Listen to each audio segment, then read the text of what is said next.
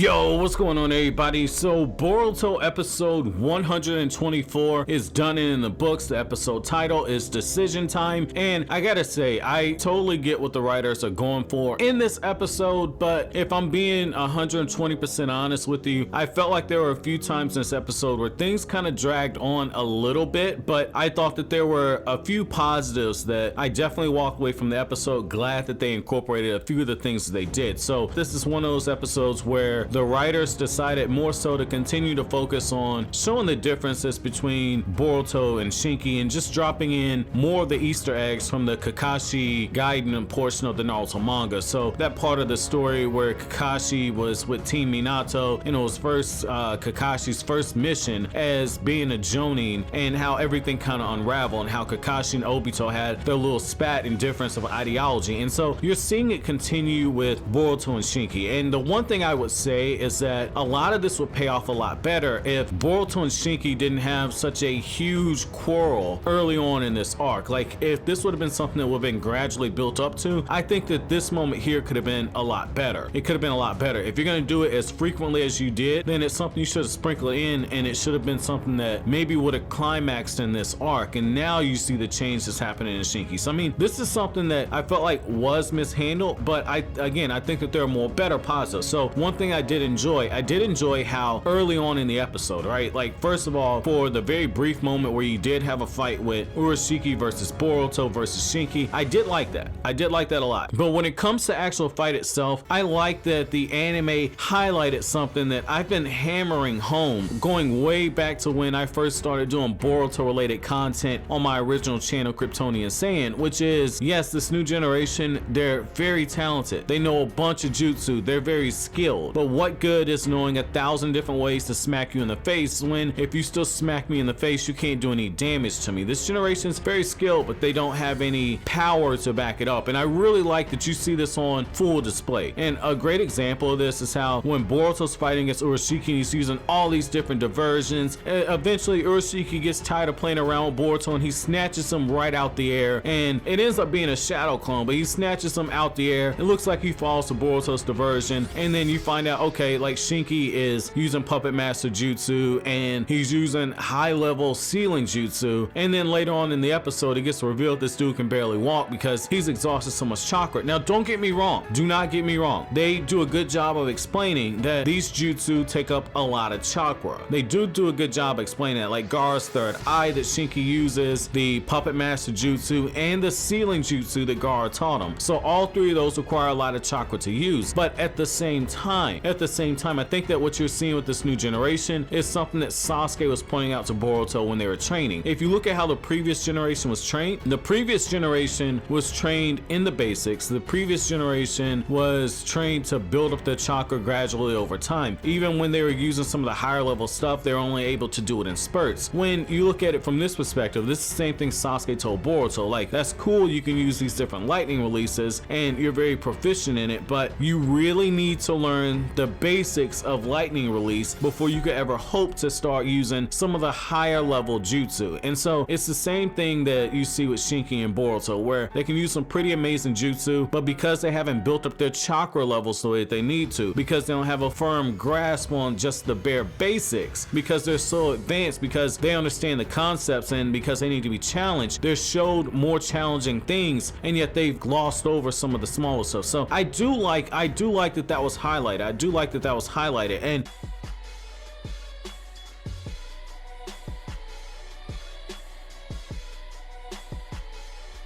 And so this is really interesting just to see that dynamic there, because they're fighting against Urashiki and they're getting manhandled. And what I like about it is how when Urashiki is sealed away by Shinki, okay, I know it's gonna trigger somebody, but just hear me out for a second. When Urashiki is sealed away by Shinki, Urashiki breaks out of it less than a couple of hours later. Like, it doesn't hold on for very long. But what I did like about it is how as they're running along, all of a sudden Shinki's like, well, I think I didn't know a weakness of the Byakugan Byakugan, and it isn't necessarily that they're getting in the blind spot. So apparently Urashiki's Byakugan has a limited range, and this is what I find interesting. I know somebody's gonna say nerfed, and so what I find interesting is they're reincorporating some of the stuff that we got early on in the series. And I think a lot of people look at how powerful Byakugan is with Hinata, who has absolutely insane range, and you look at Neji, they have exceptional range, but I mean they're exceptions to the Hyuga clan. Now Urashiki is part of the Souichi clan, and what I find interesting is that, so what we're seeing is that in that clan as well, there are limitations to what their dojutsu can do. Like in the case of the Byakugan, it was never stated to us what the range was of the Souichi when they're using it, and in particular when it comes to Urashiki, we just assumed that it was insanely far, and so it isn't necessarily stated how long his range is. It could be insanely far. There's some questions there, so if you called that a bit of an ass pull, I can't necessarily argue with you, but I gotta play devil's advocate and say that it was never established that all the Souichi clan members have the same insane levels of monster chakra. Obviously Urashiki is very powerful, but again, we don't know the full range of his Byakugan, so it could be 20 meters, it could be 200 meters. So I mean that's something there. I hope that they do address that a little more going forward, and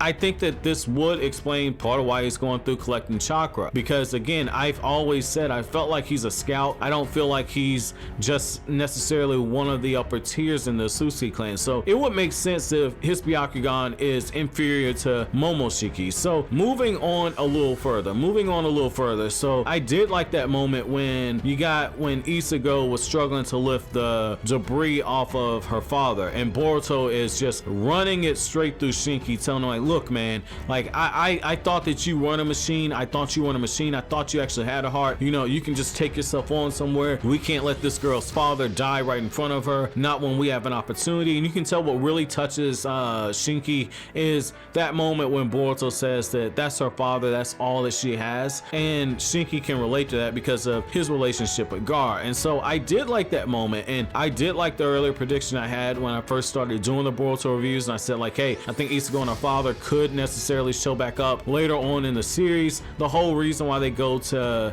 Ichigo's house is they're going to use a transmitter to basically speak to somebody in Konoha, and that's another thing that made me just say, okay, I get Shukaku is sealed away, but because Naruto is linked to all the Biju, why not just go ahead and take the seal off? What? Well, I guess that's a bad idea now. I was thinking about like maybe run the risk of Urashiki finding the One Tails, and you hold him off long enough for Naruto to get there. Naruto can move insanely fast, but given how powerful Urashiki is, and given the fact that he probably wouldn't hold back in the presence of the One Tails, I can kind of see why that might be a bad idea. So let's just scratch that idea. So I get why the One Tails hasn't contacted Naruto. So moving on a little further, I did like how with Urashiki we're once again seeing his arrogance on display. It's a classic shonen trope that the enemy's gonna be completely arrogant. I mean, I did like the fact that he was toying around with Boruto and them. I like the fact that when they got to the bridge that Boruto's using his shadow clone, he's transformed it into Shinki, and they're gonna use that as a diversion, all while Shinki is moving forward with the real One Tails. And I like how as they're running along, you get that moment where Shinki's having his moment where he's just like Kakashi from Kakashi Gaiden, where in that moment Kakashi was thinking, okay, I can't leave Obito alone, and you can tell based on next episode preview that Shinki is gonna go, he is gonna provide backup. But what I like about it is how Boruto makes the cold and calculated decision, okay, one of us isn't gonna make it, I got a better chance of survival because I can use shadow clones for diversions, I can take the fake tea kettle there, and I can transform one of my clones into you. This would be critical for success. I'll find a way to get through on my own. So I did like that. That was a very mature move for Boruto, who earlier in the episode was acting very immature. But I gotta say this again, if they were going to go the Kakashi Gaiden route, if that's what they were gonna do, they really should have scaled back the back and forth with Boruto and Shinki, and it should have been something that moment with Ichigo, you should have seen a bigger blow up between these two. If you're gonna pay homage to Kakashi Gaiden, Ichigo and her father, that could have been the Obito and Rin moment. So I mean, that's my nitpick as far as how this arc was structured. Now the other thing and the biggest thing that we see is that Sasuke is gathering his chakra back, and so we do get confirmation that it does take quite a while to recover your chakra from when somebody gets their chakra stolen from Urashiki. That was a very popular popular theory based on how long it took Mitsuki to recover, but at the same time, that wasn't something that was confirmed. Does this hold true for more powerful people? So Sasuke's in the process of opening up portals. He can't sustain them for very long, but Sasuke is coming back. So I did like that. So it does look like at some point Sasuke is going to show back up. So I mean, this is going to be interesting just to see how they kind of wrap this arc up. It's going to be very interesting to see that part of the processing of the story. And I want to close out with this. So my episode question to you guys is going to be this. So what do you guys feel about how they've been trying to pay homage to Kakashi Gaiden? Like the fact that Shinki is trying to live up to the expectations of being the son of the Kazekage, and when he meets Ichigo and her father, the same people that if Gaara gets his way and Shinki is the Kazekage, these will be the same people that Shinki is charged with protecting, and he's looking down on them in this manner. How do you feel Boruto is making inroads into changing his perspective in the same way that Obito did? Do you think that the anime's doing a good job of hammering home that point? Let me know down in the comment section below. As always, guys, if you like anything I had to say, don't forget to comment, rate, subscribe, and share. Thank you so much for watching all the way to the end. Have an awesome day, guys.